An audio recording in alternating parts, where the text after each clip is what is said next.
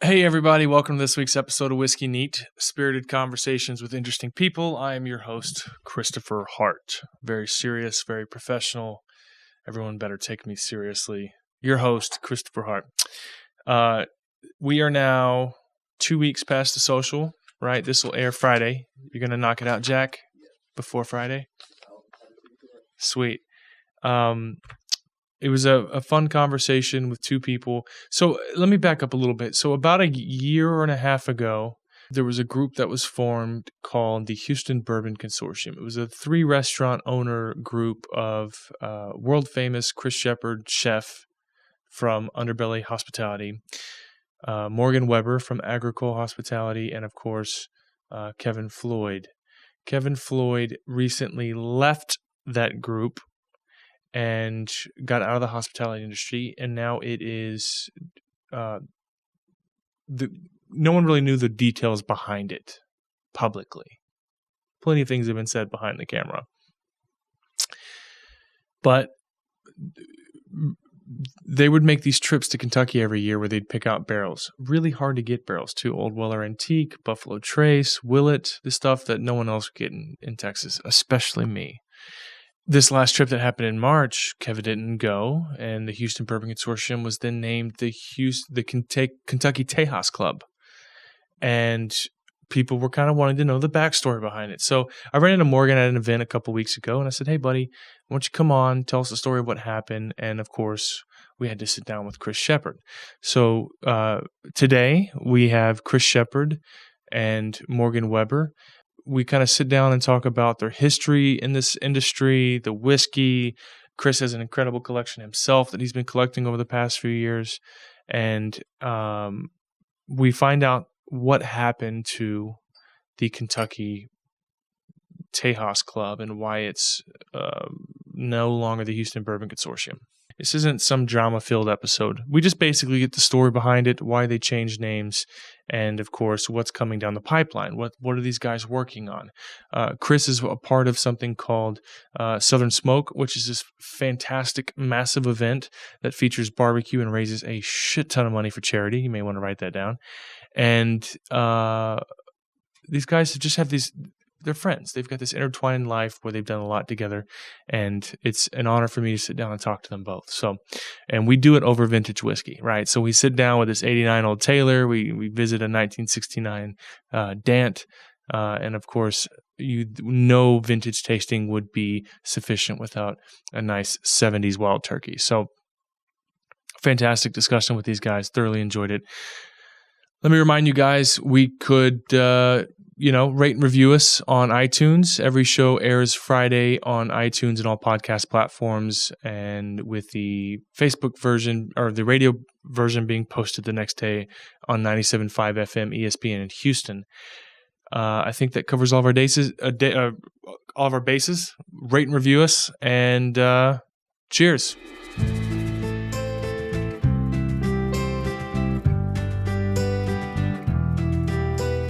Morgan, our third time. Yeah. Appreciate it. Yeah, man. Chris, thanks for having me. Absolutely. Thanks for having me. I wanted to have you on for a while, but I only just asked. So I don't know why I waited so long to ask. I guess if you would ask before, I probably would have been here before. That's how that works. I've been wanting you on the show forever now. I've said that many times. If you don't ask, the answer is always no. That's correct. Yeah. So finally, I got a little warmed up at Tastemakers and saw Morgan, and we had a brief discussion, and I saw you running around because you seemed so busy during that whole thing. And I was like, oh, you know what? Now's the time to ask. And he was like, well, this is his PR person, right? She just happened to be standing right next to you. Lindsay was standing there. So I was like, okay, all right, well, let's do this. Yeah. Came together. Because the first time, and I know this is going to sound, where the hell have I been? I wasn't really in the food scene before.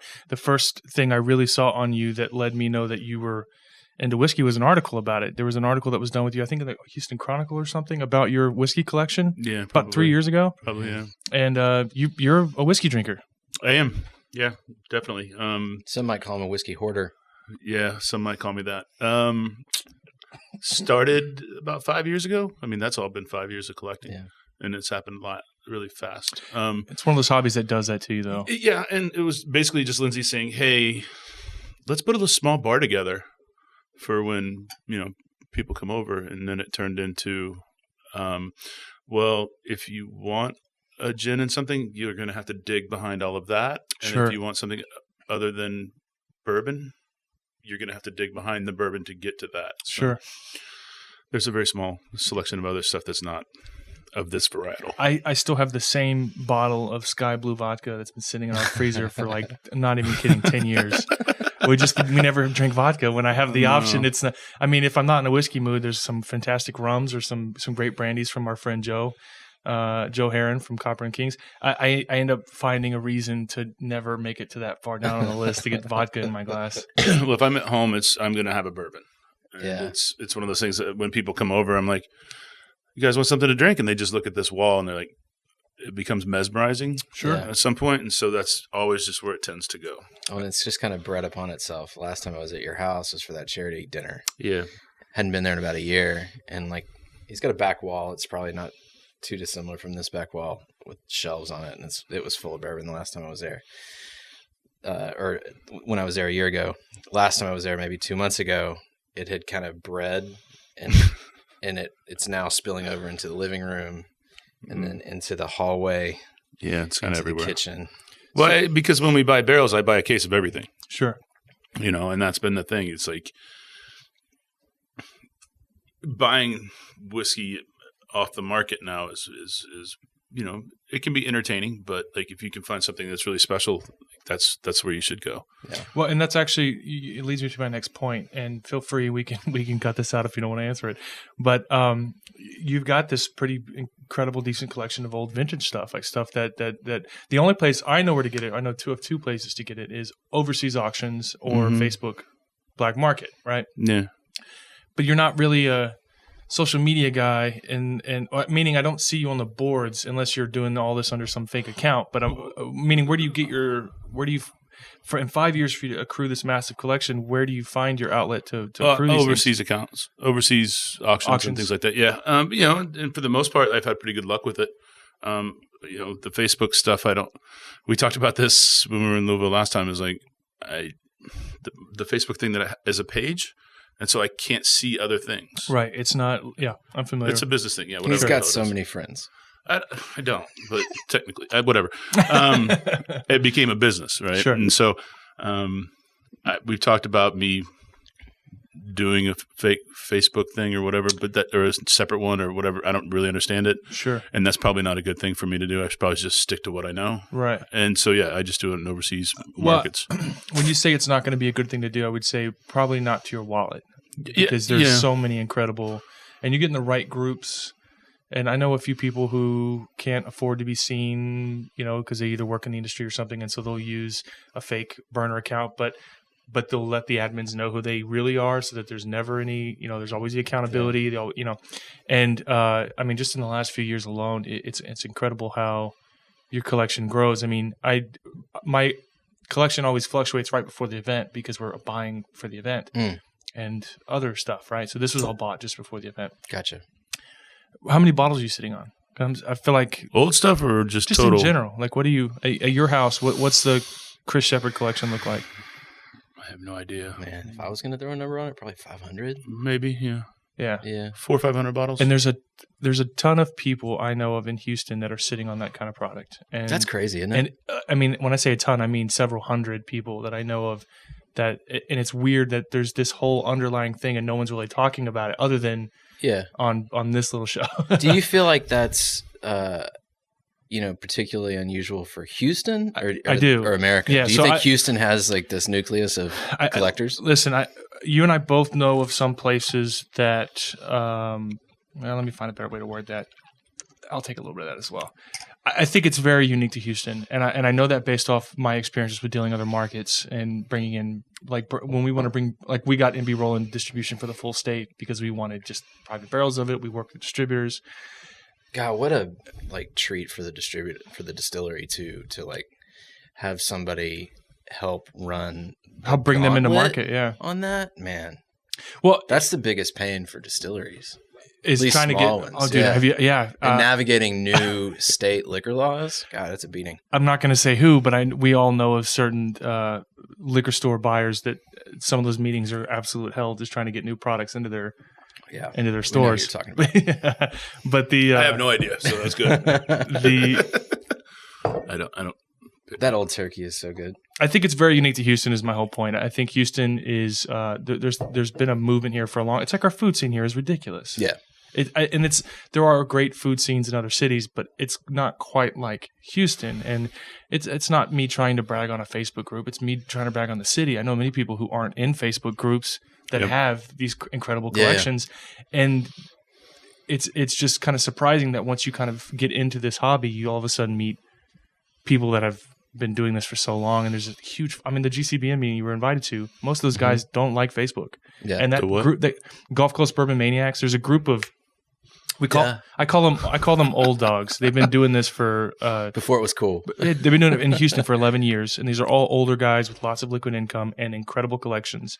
And there's no Facebook group for it. Mm-hmm. They just have been getting together once a year for a bottle share, and everyone brings stuff like this and this. And Randy Blank. Do you know who Randy Blank is? I really don't know anybody, which is kind of nice. So he bought. That's honest. He bought the first private barrel of Pappy Van Winkle in like 2002.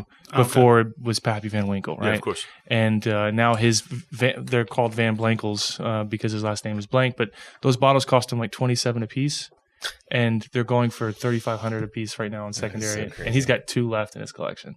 It's just a fascinating thing. I don't get that stuff.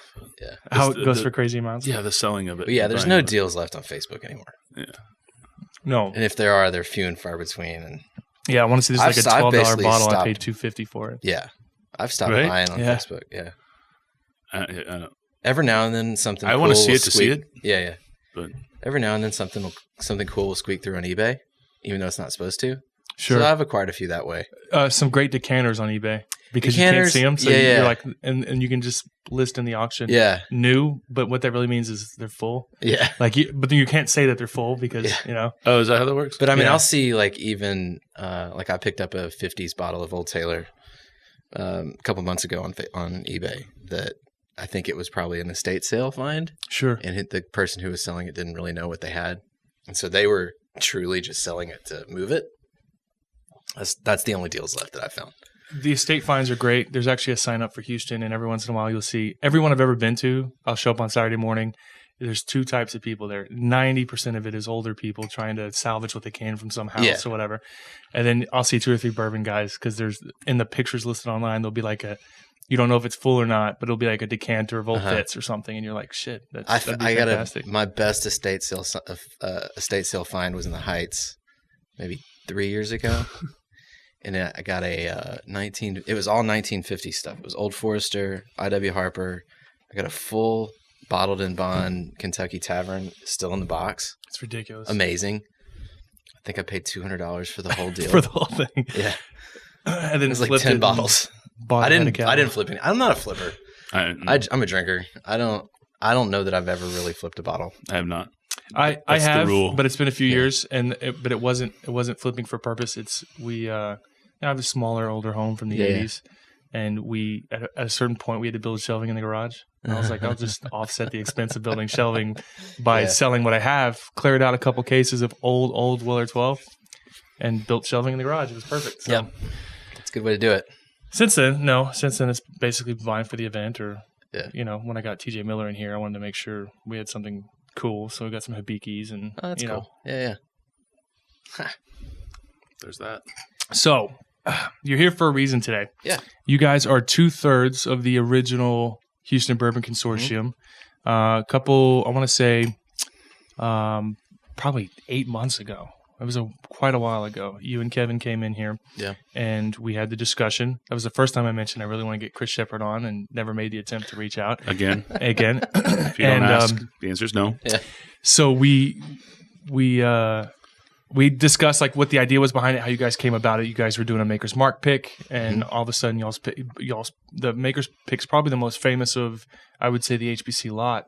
HBC's Makers went. I mean, people were going crazy champing at the bit for it, right? So it's crazy. I remember when it was released. I think you may have messaged me and said that, hey, we're gonna offload some of these to retail to kind of alleviate some whatever. And I remember someone mentioning it offhanded. You mentioned it to me directly that it was, hey, we're probably gonna do it next Saturday or something. Yeah. And then I started getting texts from people like off of Facebook, offline. They were like, hey, just so you know, I hear Morgan's, da da da. And then it sold out that day. They had to put a limit on it. I mean, Houston Wine Merchant went nuts for I it. think there were like 70 people in line around the building or something. Yeah, Antonio told me that like I had a 6-pack sitting there and like people were actually like arguing over that. And he's like, it's for Chris. It's already spoken. Like, come on. It says his name on the side of the box. How long I've known Chris? Whatever. Yeah, have you guys ever thought about doing as disgusting as this might sound, autographs or like the day of a release, going up there and so people can take pictures with you guys? Honestly, just getting it to the retailer, because we're not really organized. That's totally like we fly by the seat of our pants with all this. Like to actually, I'm a little familiar with how offhanded that can be. Actually organize something to the point where that could happen. Like, dude, we're so lucky just to get it to the places and like be slightly organized enough to do found out after it was released. So like, legitimately Antonio told me, he was like, hey, your stuff's sitting here and people are fighting over it. Yeah. Can you please come get it? And I was like, oh, really? I didn't know. That's cool. Yeah. I mean, it feels good, right? Doesn't that give you any kind of, I mean, at this point, you guys are a bit of notoriety behind you. I mean, it's fun. It's, I think when we started doing picks together, it changed everything because now it's not just 8-row Flint and Cultivari taking 200, 250 bottles of everything at one time. So being able to have a wider variety in our restaurants is something that we really enjoy. I mean, yeah, between the two of us specifically, I think our palates are pretty similar, but slightly different in the same thing. Like he looks for certain things and I look for other things. And, I don't really know what those are. They just really taste good to me. But it seems like when we do a barrel or something, we pretty much lock in on the same stuff. Without knowing, it was like, yep. So I'll ask you this, and I've got more questions about this, but we'll save it for the next segment. But I'll ask this real quick, and then we can go to commercial. What is y'all's favorite pick that has been so far? What's the pick that is it? The Makers that was tried to recreate was it 60s old Fitz? Yeah, that was what we tried to match on that one. My personal favorites were our day at Willett last year. Picking with Larry and Susie and Sean. And I wasn't there. That was the first one, though. I had to leave. That was the first Willett. Oh, yeah, you did have to leave. Yeah, the partnership y'all did. Yeah. Damn. But you guys did a great job. I'm not arguing with that. And then probably second favorite is our Russell's picks from last year. Yeah. Those were a lot of fun. For me, just like I think the Makers one was delicious. As weird as it sounds, the Buffalo Trace one that we did last year, just the 10-year Buffalo Trace, was so outstanding. Yeah, and it's the one that had the label around the neck that kind of wrapped around the bottle a little bit. Yes, it was just standard issue Buffalo Trace. I think that was the best one of the whole day. Yeah, it was. Because I think we did a Blanton's barrel, 2 Weller Antique barrels, and the Buffalo Trace barrel. And everybody was like, dude, the Buffalo Trace is fucking good. Yeah. And I can't wait for our Willett that's coming out now. Who initiates making this happen? Because you guys obviously are managing your own restaurants, several concepts. Who's deciding, hey. I put you. Yeah. You're like, hey, we want to go back and. Yeah. I mean, I try to get all of our picks lined up at the beginning of each year. I think, and I don't know if this is actual truth, but I feel like there's more options because the distilleries have kind of gone through their inventory for the beginning of each year. So I try to get in when there's more options. Okay, so I could tell you that several distillers, including Wild Turkey, told me the exact same thing. And Wild Turkey is the one that if you get kind of preempted me on that. Pick earlier in the year, you're gonna have a little bit older stock. First option, I mean, obviously, when someone comes through and they're not tasting through everything that's been set aside for the whole year, but you are getting some of the older stuff right up front. So you guys try to do. And I think Wild Turkey is, to me, one of the most interesting because Eddie Russell will seriously just walk around until you're either sideways or happy with what you picked. He couldn't be more hospitable. He's a great guy. It's a great, experience-wise. It's amazing. Yeah. And we didn't get to do that in early March, no. Which I was sad about because our schedules just didn't. You didn't do a Russell's pick? Mm-hmm. No. I mean, we did 4 last year, so I mean, we did 2 Russells and 2 Kentucky Spirit. Spirits, yeah. Really holding out for Russell's rye barrel. I keep pestering every year, but Campari recently has locked down. So it's. I say this, it's going to be harder for me. It's not going to be harder for you guys, but we ask every year to bring that back because it's some of the best stuff that's ever been out there. Man, I love Russell's Rye so much. It's some of the best rye that's on the market, period, hands down. Yeah. And I have no idea what they're doing differently. So, yep, absolutely. So this Dan I actually picked up from Mr. Canfield, which you guys got to spend some time in March, yeah? Yeah, guys. Yeah, he went with us this year, which was a lot of fun. Such a phenomenal dude. Also has just an insane palate. He's so humble about it. He came to my event in March, and he was every year he comes. So the first year, I don't know if he's ever told you this story, but the first year we did it in Seabrook. Okay. Kept it small, under 300 people, and he came down with his friend Trey, and they went to Seabrook. They Ubered down from Houston, and at the time, Uber did not have a presence in Seabrook. So they couldn't get back? They couldn't get back. So I had actually called Uber beforehand and said, hey, we're doing this whiskey festival. I said, we're having this whiskey festival. Please make sure there's enough Uber drivers in the area. They said they would. They gave me a promo code. We promoted it. And then there's like 2 cars? And then there's like 2 cars. And Canfield couldn't come home. So I feel like I'm constantly in debt to Michael Canfield. Yeah, fair enough. 4 years later. He got pampered at the social this year, though. We brought him in the green room and we're pouring the old stuff. Nice. This tastes like bubblegum, man. Like, that's crazy.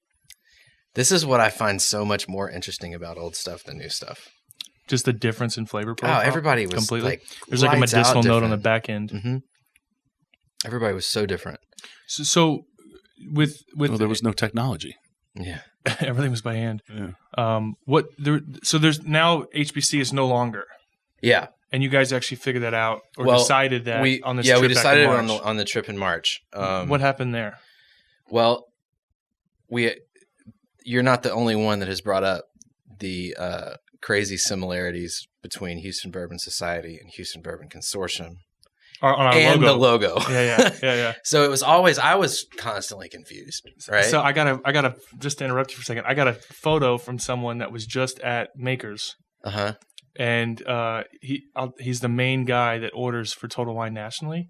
So whatever the corporate office is in Maryland or whatever it is, Kevin sends me a photo. He's like, hey, you guys are famous. And we're on the wall at Makers, right? Uh-huh. And then on a menu later that night, and he saw a picture, but it was Houston Bourbon Consortium. Both of the bottle and the menu item was y'all, not us. Yeah. And he was like, you guys are killing it. I'm like, it's not us. Not quite the same. From inception, it was confusing, and I think we put so little thought into it right out of the gate, like literally in the car on the way. Yeah. And it was like, what do you think of this name? I was like, I don't care. Like, what is consortium? Yeah, I don't understand what we're even talking about. So we took, since Kevin kind of left the hospitality industry in general, we decided to. Because it was you three that were all running the Instagram account and the. He was mostly running the Instagram account. Because last time was he running their website? Because when you came in last time, you didn't even know that you guys had a website. Is there a website? I didn't There's know a website with you guys. There's a Houston Bourbon Consortium website. Didn't know that either. Yeah. Tejas Kentucky Club does not have a website. No. Yeah. So we were like, you know what? That was confusing from the jump. Let's just use this as a clean break to do something different. And when I started organizing this, so same thing, same concept, different picking group because it's you. Yeah, I mean, it's basically us, Weston, and then it's a revolving door of people from the restaurants. Cool. Sure. Yeah. I tried to take at least one or two of our managers with us from across the concepts on every trip because I think it's just such an eye-opening.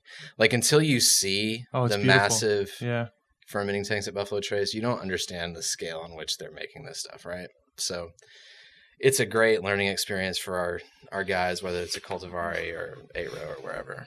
And then Weston's got a phenomenal palate too, so it's always fun. I've wanted to get to know him more. I don't think I included him in our on-premise chat with their beer that's coming out or is about to come out or whatever. Yeah. he seems like would you say he's your right-hand person for pretty much everything? Or Weston, that's me. Okay, so sorry. Yeah. I knew Weston in the chat, Yeah. but I haven't really. We're all good friends, but he is. I mean, he totally runs the beverage program. Yeah, our spirits.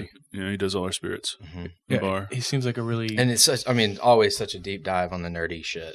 Like, it's crazy. He's so encyclopedic. He really is. Like, you can start talking about something. He's like, "Brrr," and I'm like, "You're 25." Yeah, stop trying to impress me. You already got the job. But you know what? How does this work? For his how do you remember all of this? generation, How have you done what you've done so much so far? For his generation, man, there's very few people in our professional industry that take their job as seriously as he does. Mm-hmm. And I think that is so, like... He's special. He is. I mean, I think it's super cool. Would you say that... Because everybody wants to be spoon-fed shit now. Sure. And that's so annoying. But would you say that So it's more common now than ever?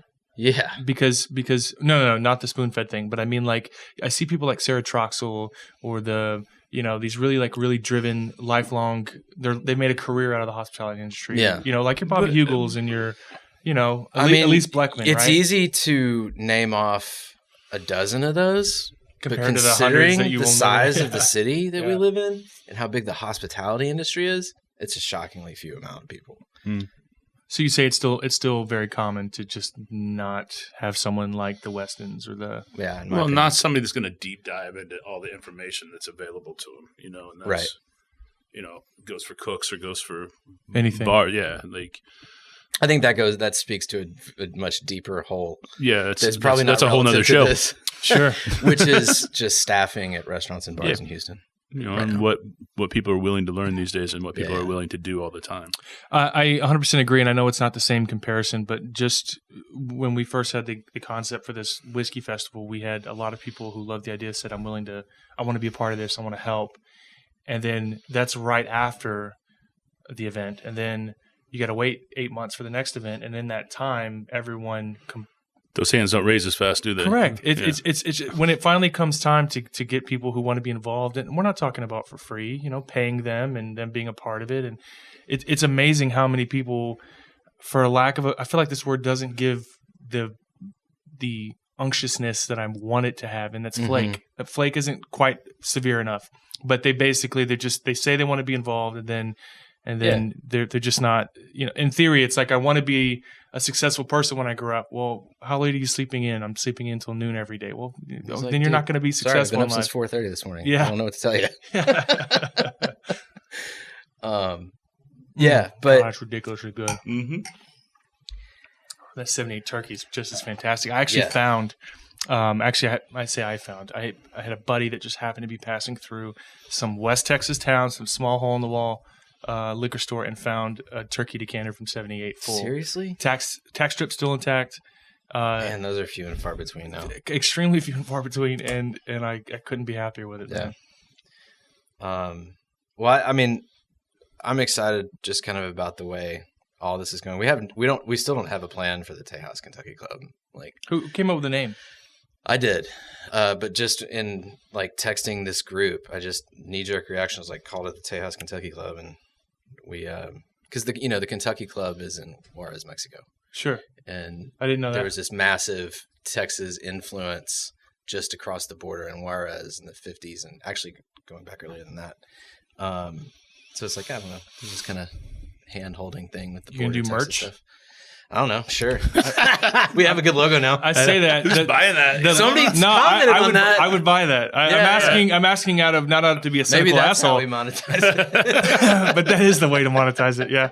So the logo's great, and the shirts that we use are great. But the logo, the printing process of the company that we use for our shirts, just garbage. So I like the idea of like a nice soft textured shirt with that logo that you showed me, because the logo you showed me shows very much like looks very much like the Knob Creek matte paper looking. You know what I mean? That was unintentional. No, like they don't care. You guys, we rip everybody. You guys off. do enough with Beam. I think they can relax on this one. No, but I think you guys absolutely should. If you've got the website, depending on who's in control of that website, just change the name to Kentucky Tejas Club. Throw some shirts up there. I would buy a Kentucky Tejas shirt. Yeah. And I know a group of about 5,500 that maybe 10% of them bought shirts. Hey, that'd be pretty great. Side business. Already on it. I've got people for that. So Chris Shepard, man, I'll wait till you're done texting, but I want to know. I mean, you're food king. You're Houston food king. That's weird. You've been on Netflix shows. What would you prefer? I don't know. Food queen? Food queen? No. Don't want to assume there's a gender stereotype there. You don't want to skip right over that. I mean, whatever. You've done a lot for Houston. You know that. I mean, you've done Netflix. Morgan's done a Netflix pilot pitch that hasn't gotten that far yet. Well, we'll see how it goes. By the way, did you see It looks great. It looks great, right? Yeah, they did such a great job. What'd you do? We I TV now. Maybe we'll see. A TV star. We'll see. I want to see it. I'll show you the intro. It's got his name in it. Yeah. So we had an idea for a show in Houston that would kind of showcase the city's food culture, but also the obsession that people have outside of the bar with these incredible collections and that sort of thing. So we featured Morgan, and you don't, Scotch has got like the stereotype of being a rich man's game, but you can go to A-Row Flint right now and have some of the best goddamn street tacos made with Brussels sprouts and a great Scotch or a mezcal or a rum or whatever. So I actually had my first, what was it? That frozen thing with wine. What was it called? Frosé. I had my first. How did it frosé. take this long? I don't know, man. I don't know.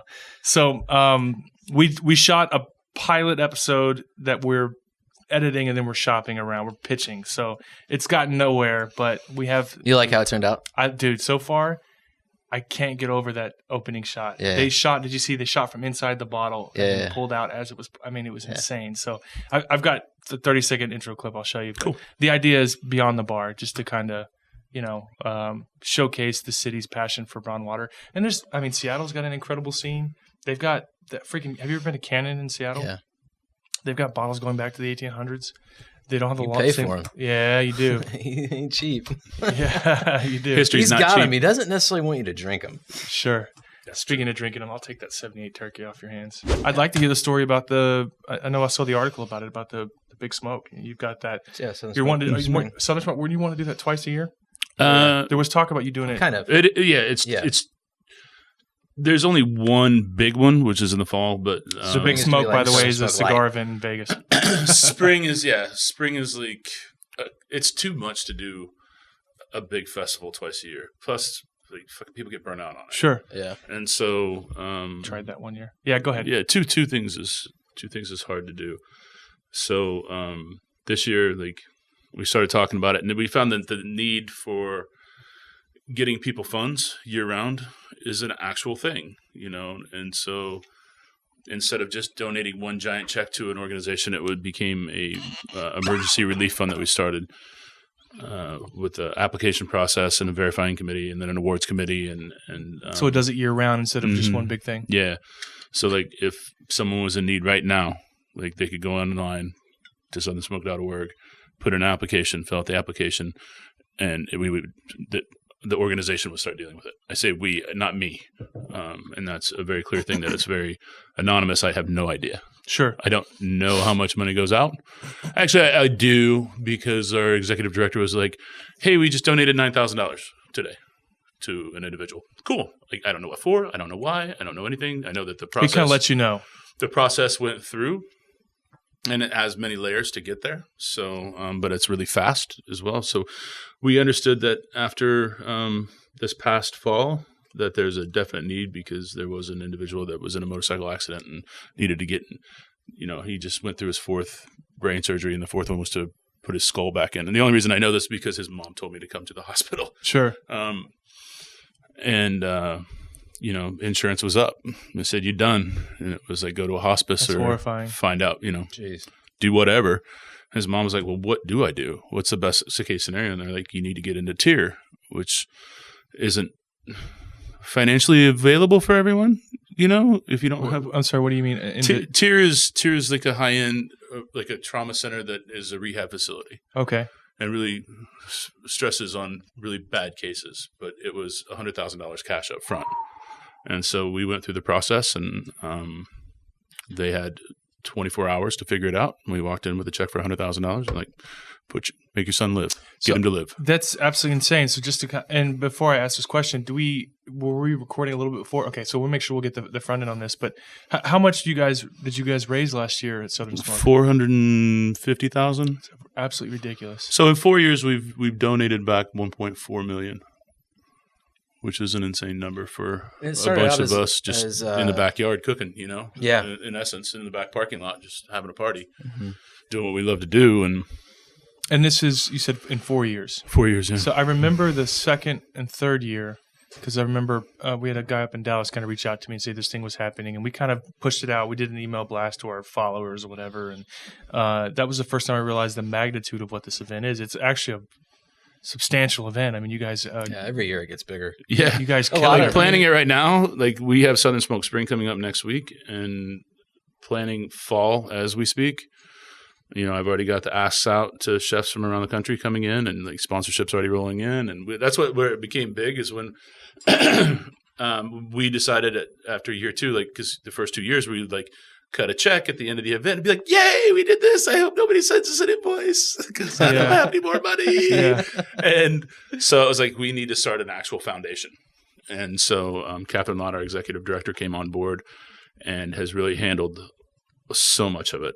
In fact, all of the back end, which is really important to do because she's the one meeting with sponsors and like, okay, well, what do you get for your sponsorship? Yeah. And so without sponsors, like I think we all know, like it gets really expensive. Yeah. Super expensive. Yeah. When someone's like, here's the stage, here's money for airline tickets for all the people coming in. Here's, food, here's this, here's that. And so when you start being able to put money to the bottom line, it really makes a difference. And so what I love about it though, is that it's still small enough that there's no bullshit as to how funds get distributed. Just like Chris was saying, it's like, hey, very straightforward. This guy needs $100K to get into this deal, and you don't have to go through, a million hoops to get this check written. You're like, you need this right now. We have this right now. Let's go. So the name it does. I assume that there's a 501c3. Is it called Southern Smoke or Southern Smoke? Yeah. Okay, I wasn't sure if it had a different name or not. Oh. So you guys in the fall event happens. You said the spring event happens next week. Yep, fall will be October 6th. October 6th, and so are we going to keep the 2-year thing, or you think you're going to? Yeah, I mean the thing with this weekend coming up, like we have 3 dinners with chefs at the restaurants. So Sunday night we have a dinner with Aaron Franklin at Georgia James, and then Monday night Jamie Malone at UB Preserve. And then Thursday night, we have Chris Cosentino and Jamie Bissonette for the closing dinner at 1/5. And then Wednesday night, Dave Arnold's going to be at Preserve slinging drinks all night. So that'll be fun. But I think the biggest, those dinners are all sold out except for like Dave Arnold's just kind of a come and hang out, do what you want. But He's a fascinating guy. Yeah. Just having to source things for him is like insane. I don't know where to get liquid nitrogen, and that's just not my wheelhouse. So, but the important thing for me is like Tuesday and Wednesday is the part where our community can come together and really support, because it's folks like Morgan and his group that are, and just restaurants all across the city that are doing the citywide steak night. So it's 20 restaurants across the city that 44 Farms has donated all the beef, and Chef's Produce has donated all the produce. So it doesn't cost the restaurant anything, which is huge for us, because we don't want with this organization that it costs a lot for restaurants to be a part of. Like, and that's always been the task, right? For any event where we get asked to go do something, it's cumbersome and costly for us to go do it if there's no return. This is, we want to pay you for everything. Like, we want to make sure that you don't come out of pocket and it's just a fundraising. It's actually fundraising and not funds taking away. So, there's 20 restaurants across the city that are all doing a different steak night on Tuesday and Wednesday. And depending on whatever price they sell it for, or whatever cut they've suggested, or whatever cut they've requested to do, each one's going to be different. And so you can go out and have a steak. Money 100% goes back to Southern Smoke. So, is there a website or a list of those restaurants that they can find online? Yeah, southernsmoke.org. Yeah. So it's all going to be on southernsmoke.org. So yeah, southernsmoke.org. That one. You guys are at Indianola, right? And Cultivari. Yeah. And so it's it's all over the board. Like, it's all of our concepts. Hugo's is doing it. These guys are doing it. Past Revisions, Kata, Goodnight Charlie's, Win. Tris up in the Woodlands. You're naming a lot of people I like. Yeah, and it's David Keck is awesome. Yeah, because we didn't want to just do it with Sean Beck. a couple of people. Like, we wanted to branch it out. It's like, you want to go have Vietnamese? It's cool. Go to Wynn and have this. You want to go to Nymphs on Navigation? To have Wynn's and interpretation of steak night. Yeah, they're doing stuff at Nymphs on Navigation as well. So it's like you can go all over. You don't have to just go to like specific restaurants. It's pretty cool. And the goal for that is that I don't really know how this gets done. Really, like I'm kind of nervous because like, are people making reservations? Are people going to go out? Like, I want this to be a big thing because then next year maybe it's 30 restaurants, and then the next year it's 40 restaurants, and then next year it's 50 restaurants, and it becomes something that our industry as a whole in our city can get behind, and people in our city, consumers in our city, can get behind this and really support this because it's been massively successful. It's been fantastic. Yeah, it seriously takes care of our own. It's a fun-ass event. Mm-hmm. Like, I think that's important to mention too. It's like, this is not just to show up, pay a bunch of money, and be like, oh, this isn't even that fun. Like, it's tremendously fun. Like, it's awesome. Have you guys ever thought about doing something similar, expanding on it past, and doing like, like Restaurant Week where you've got, you know what I mean? Like, well, that's kind of where Steak Night's going. Right. That's where I would like to see it go. It's starting to take on a life of its own, which is cool. It is. The big festival, though, I mean, people are like, hey, why don't you do 4 days and do music? And I'm like, why don't you say no? Like, you want to do that? Come on, man. But like, for us, it's like, a lot of work. We're all running restaurants and we're all doing things. And so it's hard to really do more than one day and ask somebody to do one day, because I know – I do time-consuming. I do events all over the country. I mean, to do it right, and it's hard. Agricole shuts down to do it. Like, we have cookers fabricated. Like, everybody takes it seriously, which is also a lot of fun too. Yeah, I mean, we shut down our restaurants. And like, it's a lot. Have you guys ever thought about adding a, like doing it? Is it always going to be in that same area? Are you talking about the footprint keeps growing? Yeah, that's the footprint does keep growing. I mean, when Legacy came on board, they were like, "Yeah, use our parking lots," and all of a sudden it was like, "Oh man, we just doubled in size." Yeah. Okay, here we go. I mean, it basically turns into like a mini Ren Fair, but just the food aspect of it, like just like the footprint, the map keeps growing. Yeah. The amount of food. I mean, I get meat sweats just thinking about the amount of food. Yeah. I'm trying to figure out a cool way to do it this year so it's a little bit different and a little bit more engaging especially for like all the local chefs. And that's the hard part too, is you're always trying to innovate, think of ways to make it more engaging each year. It's like a business. If you make $1 billion one year and you make $1 billion next year, you failed. Like, you have to make more. It has to be more impressionable. Make a bigger impact so that people want to keep coming back. It's putting food out for 5 hours, with VIP, but it's one of those things, like, I don't ever really want to lay that on a restaurant to stand there and hammer out food for 5 hours. Like, that's a lot, and so the local chefs, we've always just kind of rotated in at times, but then that's started to cause little issues because people come up and like, I thought Ryan Pear was up right now. It's like, no, that was 2 hours ago, man. That's posted everywhere. I'm not really sure what to say right now, but he is completely done, or whatever, whatever it may be. And so it's just like, how do I get this more engaging for everybody? How many people do you guys see? Do you guys get any kind of attendance? Like 1,800. Yeah. That's ridiculous. Almost 2,000. Yeah. Awesome. I mean, with sponsors, it can be close to that. And but I still think that we could definitely have another 500 or 600 more people, I mean, without a shadow of a doubt, but without it being just too crowded. Sure. And that's elbow to elbow. I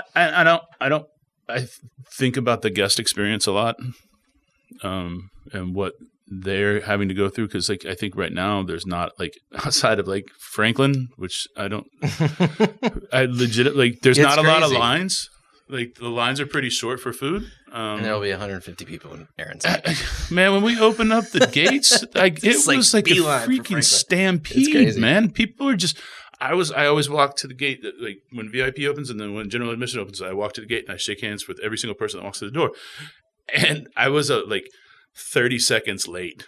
And it was legitimately like people just running past me. And I was like, what are you all doing? Like, there's – plenty here. And they're like, Franklin. And it was like, so you guys are just automatically putting yourself in a line. That's for hours. Yeah. There's delicious roasted oysters over here. There's like short ribs over here. Like, hold up, man. Like, he's got plenty of food, but like, it just happens. Yeah. It's crazy. And props to him for garnering that. Yeah. Let me see your old bards down there. Yeah. Kentucky only release. You actually started doing quite a bit with Willett recently, right? I mean, you guys have become real close real Yeah. fast. Drew and I got introduced last year. Hello. You're a bit of an icon. Yeah. I Through Larry Rice. Yeah. Larry's become a good friend of ours over the years. We do as many barrel picks with Larry and Susie as we possibly can, just because it's so much fun. He sat in this year on our Buffalo Trace pick, just because he was. Just because. Yeah. He wanted to come hang out. He did one like 2 days before that, right? The day before that. The day before, yeah. He did one with Fred Minnick for Bourbon and Beyond. And the next day he was like, "What are y'all doing?" It's like, "Wow, we're going to be at Buffalo Trace." Like, "What time?" Yeah. He just shows up. Because it was like, It's I want to uninvited. eat it. What, was it Rick's White Light? Yeah, Rick's White Light Diner, which if you're ever in Frankfurt and you're like in a bind for lunch, you got to go to Rick's White Light Diner. Even if you're not in a bind, you just go eat there. Are you saying Rick's White Lightning? Rick's White Light Diner. I don't even Yeah, White it Light is Diner. so good. It's probably like minutes from Buffalo Trace. 12 seats, Yeah. maybe, 15 at most. When we all go there, we literally crash, I think, every seat that's there. Mm-hmm. But it's awesome. So anyway, Drew and I became friends through Larry after last year's pick that we did for Southern Smoke for the Hurricane Harvey. Oh, I didn't know you guys did a pick for Southern Smoke. So we did. It was called Storm Dollar. That was the That was the Ryan Phoenix, Bourbon. Right? Well, we did Flood Dollar Okay, sorry. with Copper and Kings and Joe. But the Willet was called but the Willet was Storm Dollar Rye and Storm Dollar Bourbon, and we split those with the Silver Dollar in Louisville. So got to be friends with Drew over the course of 2 or 3 picks and just kind of being out there. And I was like, man, I love what you're doing. Like everybody just loses their mind over Buffalo Trace stuff, right? It's like anything that's got an Eagle Rare or a Blanton's or a Weller Antique, they're like, this is the best bourbon that could ever be. Or Buffalo Trace, right? Or Buffalo Trace. I mean, and It was a solid when pick for the price. people ask me what I'm really excited about, what I'm into, it's Willet. I mean, I think it's such a crazy scenario that Willet exists under, in that they're still a small family-owned distillery that has insane infrastructure and zero debt attached to it. Like they have 40,000 barrels resting that they don't owe any money on. Like that is unheard of. Yep. Yeah, and they've been renovating the last couple of years. It's been gorgeous renovation. Got that restaurant open, yeah? The restaurant's now open. They have a bar up there. I didn't know that. Yeah. Oh, is that the one y'all were that That's Willet where we bar, did the that pick. gorgeous? Yeah, okay. I didn't know that was right upstairs. Yeah. So it's right upstairs from the tasting sorry, room. I'm a poor person compared to you. Well- I'm no Morgan Weber, so to speak. It was so cold. Normally, every time we've been at Willet, we always do the We start from. we up always there. do the barrel picks in the rick houses. No, but so it was so cold, and it was like 11 degrees. It was so fucking cold. I'm not built for that. We went in January with Wade. It was literally 1 degree. Dude, I've never been. I have that's zero patience for that. I don't like the hot. I'm kind of a moderate guy. Cellar temp is where I need to Cellar live. temp. Yeah. Give me that 35, 45 degree weather. Yeah. So it was so cold that we did the picks upstairs in the new bar, and he's explaining it to us, and it's like a beautiful back bar. Sorry, I didn't mean to hit the mic. Beautiful back bar, and it's all of this just like single barrels of Willet Of like crazy stuff. and right? antique chartreuse, antique Campari, antique everything, right? Like, Drew, what's He going on? built a here? man cave on the second floor. Kinda. Yeah. But now it's legal to sell Sure. antique booze in Kentucky. And he's like, what are you doing here? He's like, well, we have all this library of stuff. Like, we keep 6 bottles of every barrel pick that happens. We still Just have 6? We still have some more, yeah. We still have all of the old stuff that my dad bought from Ed Foot's time at Old Bernheim. We've got, this massive library of insane stuff. And so we thought, why don't we open a bar and sell it? And if people want cocktails made from that, why don't we do that? Vintage cocktails? And I was like, and that's how you just created the most interesting bar in the country. Yeah. So just Overnight. So we did that the second year. We partnered with Chris Morris. Chris Morris, right? Yeah. And at the time was this place called Preamble down in Clear Lake. They're still called Preamble, but it's got kind of like a 1776 vibe to it. I'm going to drink the rest of this damn. Yeah, as soon as you walk in, there's a Constitution written out, and it's like framed. But so, anyways, what we did is we sourced a bunch of old ingredients going back to World War II. So from I think the earliest bottle we had was 41. and it was like 41-year-old Scotch. No, sorry, it was from 1941, but it was 10-year-old Scotch. Okay, so, 31. Yeah, and then we got some old. What's that liqueur with the fat bottom, and it's usually wrapped in paper with a twist up top? Starts with a D. There's a. It's right on the tip of my. I'm not a cocktail guy. Drambuie? No, I have no idea. There's things. No, there's an old. D's. It's got kind of a D's. So stupid. No more dad for you. No, there's I forget, but we basically sourced a bunch of cocktail liqueurs. Yeah, including old. Not old chartreuse, but stuff from every decade going back 80 years. So That's back cool. to World War II. Yeah. And then we found Winston Churchill's great-grandson, and we invited him to the event. And he came, and then Chris made period-accurate cocktails from each decade. So there was one particular... That's fun. One fucking nerds. I love it. Just nerd it out. There was one particular cocktail made that was popular during the 40s, so he recreated that using vintage ingredients. Oh, that's and cool. then the 50s, the 60s. That's super cool. So it was kind of neat. Yeah. Definitely not to what Will's doing, but I was just so fascinated with it, and Drew's such a nice guy, and their family is so involved in everything that goes on. that's another one I'm trying to get on the show, but I have asked, and he definitely said no.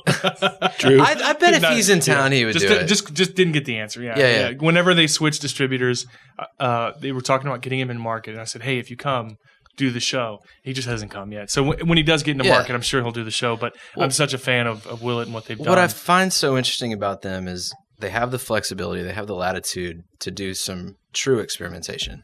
Like, other distilleries in Kentucky are so massive that it takes a lot of experimentation to move the needle on their production. And Willett is at the point where they can just kind of try a little bit of this for a little while and just shift, which is like nobody has that flexibility. Yeah, Campar's not doing it. Buffalo Trace isn't doing it. I think 20 years from now, you'll look back and you'll be like, that guy changed bourbon. Yeah, sure. I think he's doing some really. He's not in Bourbon Hall of Fame yet, right? I mean, Nah. he definitely should be. I just realized. I mean, Can we just keep going? Find a cut point. He's got so much flexibility to do, and what he wants to do is not create bourbon that tastes like other people's bourbon. Sure, which is what Texas is trying to do. Yeah, but that's also another show. The flavor profiles that Willett is going after in their, I think, 6 different mash bills, gives them so much flexibility to make interesting flavor profiles that don't truly exist within the bourbon category right now. And so we're sitting there, and I'm like, hey, man, I absolutely am obsessed with y'all's approach to this. What can we, as a restaurant group, a tiny little dinky restaurant group in Houston, do to help y'all out? Because we appreciate the barrel picks. Like, we love doing that. But I wouldn't say rinky dink. I don't mean to blow smoke up both your butts, but in 20 years from now, people are going to look back in this era of Houston's food scene and bar scene. I think this is the golden era of the bar scene in Houston. And I'm again not blowing smoke up your ass, but the Chris Shepherds, the Morgan Webbers, the Bobby Hugels, they are setting a precedent that can't be ignored. Thank you. But I guess what really intrigues me is that for our restaurant group, everything is still super day by day. Like, for his restaurant group, everything is still super day by day. And when you go to Willett, it's still super day by day. It's like, so you're the same as Willett. Got it. You see, well, no, I mean, man, if I was, I'd be up. You still see so many like, we're not doing this because we're not cash flowing to put this kind of money into that project right now. But one day we will. So it's something you want to do. You're just waiting for it to get there. Interesting growth. Every time we go out there, there's slower, more interesting growth. Like they're just whittling away at all these projects that, like he said, my dad bought all this bourbon from Old Bernheim in the 90s, and at 25, 26, 27 years old, 28 years old, that was good bourbon. Like it wasn't over oaked. It's something about the way our rick houses breathe and heat and cool, expand and contract. They age bourbon well for long periods of time. What I'm working on is maybe something that will never come to fruition in my lifetime. Like, he's fairly young though, right? I mean, he's in his 30s. Probably mid to late 30s. Yeah. I think we're similarly aged. What am I doing with my life? But yeah, dude, no doubt. But so he's like, I don't know what 35-year-old bourbon tastes like. Because 35? Yeah, because I haven't every old bourbon that I've had that's in that range wasn't designed to go that long. Sure. Right, it just happened to go that long. I think that's been the downfall of our new barrel requirement. Yeah. That's the reason why we don't see super old. And if it is super old, it's most often garbage. So with the stuff that they're laying down, he's designing stuff to hopefully be able to go that long and not be just an oak bomb. But how would you even implement that? How would you design distillate to I mean, I think that has to do with mostly the wood that stuff's aged in. Yeah. He's doing cool things. Yeah. For sure. Much lower on the char, probably, I would imagine.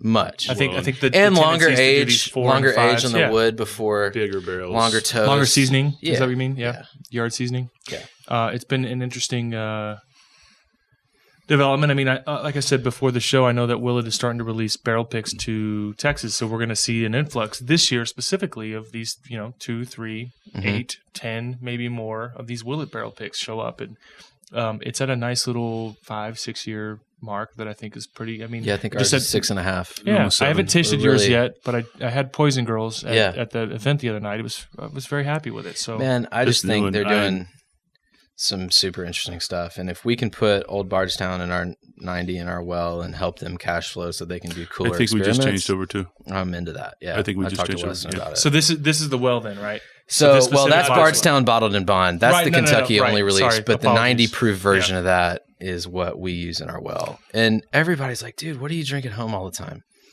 And I mean, Bardstown 90, very old Barton bottled in bond. Like, I don't drink crazy stuff at home at night. I do. I try to. I'm kidding. He's like, I'm Chris motherfucking Shepherd. I try to. I mean, I do with my wife. Like, if my wife and I are just in a mood to just have a little moment together, because I always treat these like time capsules, right? This is a little piece of history. Yeah. I was on this other guy's show. This guy I went to high school with has his own show in Clear Lake, and love the guy. Couldn't be nicer. Pierre Castillo. He has a show called On Air with Pierre. And he was part of LaPorte's got a little hunky-dory town of 20,000 people, 30,000 people. And they did a time capsule a few years back, right after I graduated high school. And 2013? 2005. And I'm 31. And fucking baby. Yeah. Baby. Little baby. And they make a big deal about what they put in the time capsule. It's like cards from the elementary school. Yeah. And I'm like, we're staring at this is history. From 78. That's dude. What is that? 40. Am I doing it right? 42 years ago. I like to think about what my parents were doing, when this was bottled.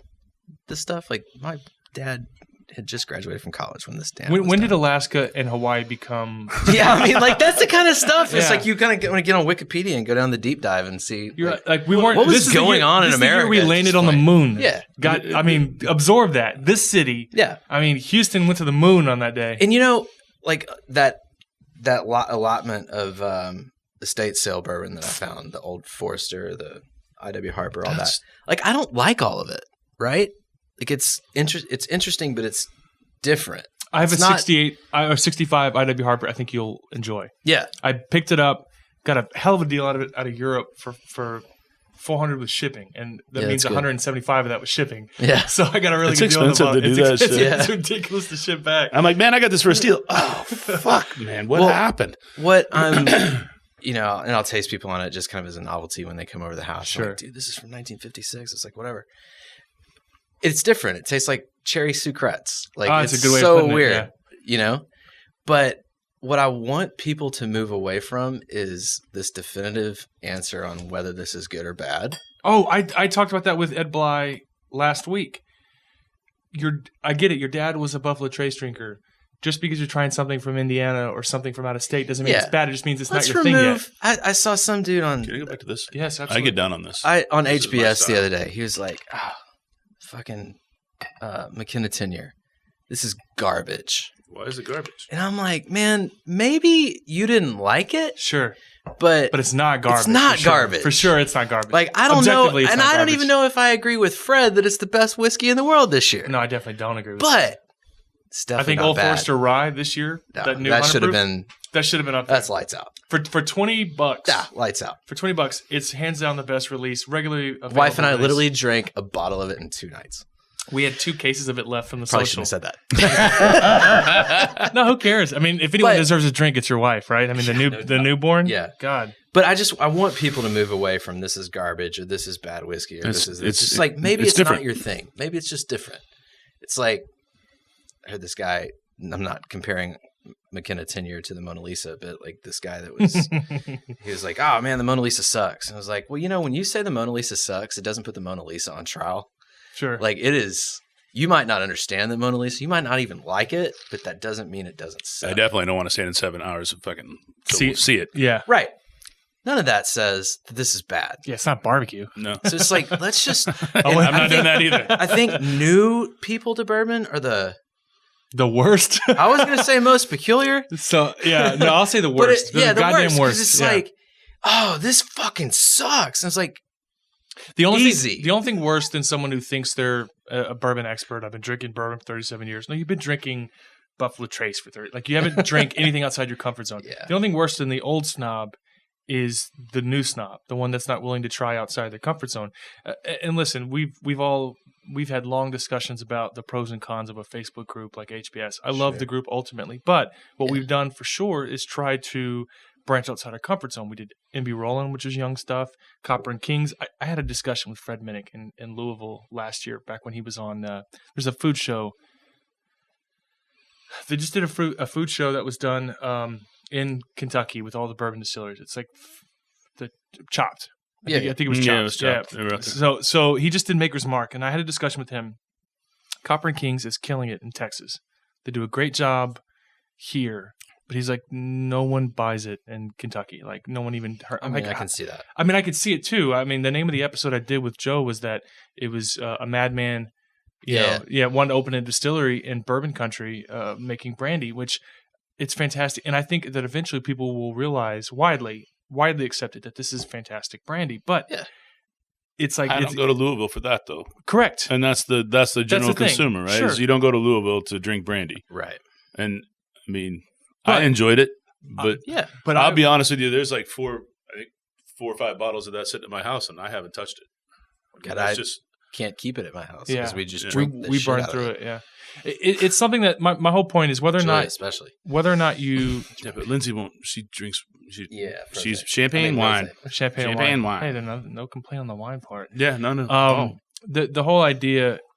Whether or not you like something or don't like something is that I think that you should continue being a minister. And I've said this about you and April Flint. You guys have done a pretty good job of just your collection of. It's not a whiskey bar. You also have mezcals and that's rums very and reflective of my home bar. Right. My Pasha, home bar same thing. Pasha's got 1,000 bottles. So in this diverse. Bar. Yeah, and it's split up. I don't. But it's okay to be a whiskey guy and have your own personal collection of whiskey. Like, for me, like I won't even go down the Scotch Trail. Really? Fuck no. What about it turns you off? It scares the shit out of me. Because of the cost? I'm not because too far off. I know what happened when I started to really love bourbon. Dude. Oh, so you're afraid that it's such a deep hole. You're going to have to build some shelving in your garage. My lady will not. Like, she's pretty understanding when she sees me. Like, yesterday, I walked through the front door with 2 6-packs. Like, she's like, okay, cool. 6-packs of what?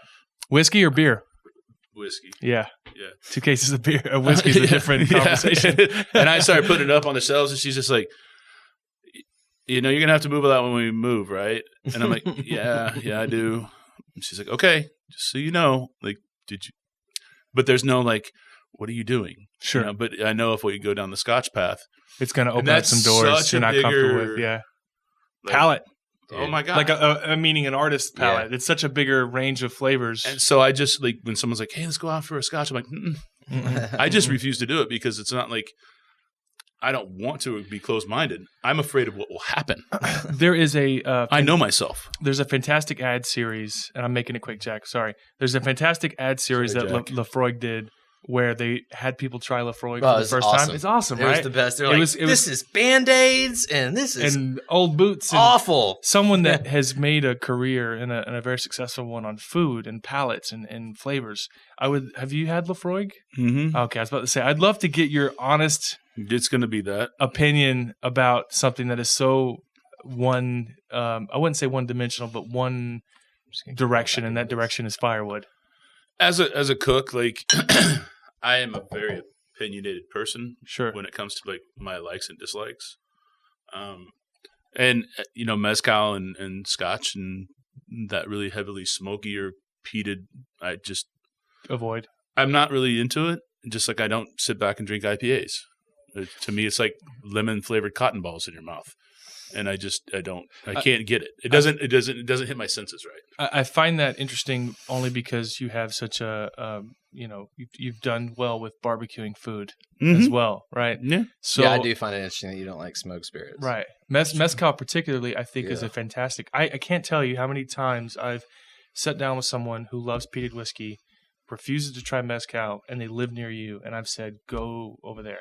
Go to Arrow Flame. But like the meat aspect of it is like integration of smoke into textural thing. And that's, to me, what I get more off on barbecue things. You like the whole picture, not just one stroke. Yeah, smoke doesn't do it for me. It's how did the collagen break down into it. Smoked spirits. Yeah, but I think it adds a really when they came out with Rausch beers. What's a Rausch beer? The smoked beer? Yeah. Like, what are you doing? Sounds horrible. Tapping out now. Why? Like, I had some new company that's coming out in June, Whiskey in a Can, reach out to me. They want to send me some whiskey in a can, and I'm like, all right. I mean, I'll try it, but I don't know what you want from me. I mean, wine in a can has been fantastic. If the slow and low rock and rye in the little 6 ounce or 4 ounce can, if it wasn't so sweet, I would always have that at the house. That's the only problem is it's a sugar bomb. It's a sugar bomb. It's like, man, why did y'all make this a sugar bomb? We burned through an hour pretty quick, and I feel like there's so much more I want to ask you guys about food. So I have to get you guys back on. This time I'll ask. And if you don't ask, it doesn't happen. Thanks so much for coming on, Chris. I appreciate it. We got to go. Thanks, Chris. And thanks, man. Thank you, Morgan. Appreciate it. Always a pleasure, buddy. And without kind of took a while to get ramped up. Yeah. I know. And then all of a sudden, Jack's like, "We got to end the show." Thank you, gentlemen. Cheers, guys. Thank you, Jack.